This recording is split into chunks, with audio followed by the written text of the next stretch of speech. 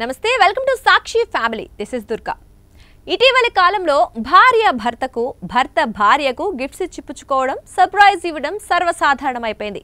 అయితే కొంతమంది భిన్నంగా ఆలోచిస్తారు దీనికి కారణం వారి ఆర్థిక స్తోమత కావచ్చు లేదా ఇంకేమైనా కారణం కూడా కావచ్చు ఇలాంటి ఘటనే ఉత్తరప్రదేశ్లో వెలుగులోకి వచ్చింది ఉత్తరప్రదేశ్ కాన్పూర్లోని అహిర్వాన్ ప్రాంతానికి చెందిన 22 ఏళ్ల అభిషేక్ యాదవ్ పాన్ షాప్ నడుపుకుంటూ ఉండేవాడు ఇతను ఏడాది క్రితమే పెళ్లి చేసుకున్నాడు పెళ్లి తర్వాత తన భార్యకు బంగారు గొలుసిచ్చి సర్ప్రైజ్ చేయాలనుకున్నాడు అయితే ఇతని ఆర్థిక పరిస్థితి కారణంగా ఒకేసారి గొలుసు కొనలేని పరిస్థితి దీంతో డబ్బు కూడబెట్టాలనుకున్నాడు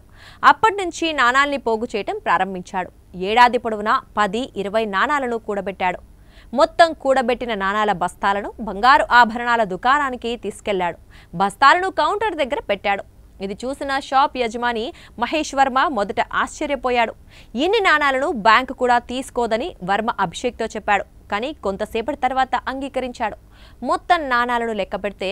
1.05 లక్షలున్నాయి దీన్ని లెక్క పెట్టడానికి 2 గంటల సమయం పట్టిందని చెప్పాడు అభిషేక్ యాదవ్ తన భార్య కోసం కొన్న గొలుసు 1.25 లక్షలు కానీ అతను తెచ్చిన డబ్బును మహేష్ వర్మ తీసుకొని మిగిలిన డబ్బును వాయిదాల పద్ధతిలో కట్టించుకోవటానికి అంగీకరించాడు మొత్తానికి యాదవ్ తన భార్య కోసం బంగారు గొలుసు కొనేశాడు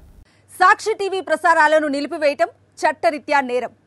సాక్షి టీవీ ప్రసారాల కోసం మీ స్థానిక కేబుల్ ఆపరేటర్ను వెంటనే సంప్రదించండి DTH లో ఇంటర్నెట్లో కూడా సాక్షి టీవీ ప్రసారాలను వీక్షించవచ్చు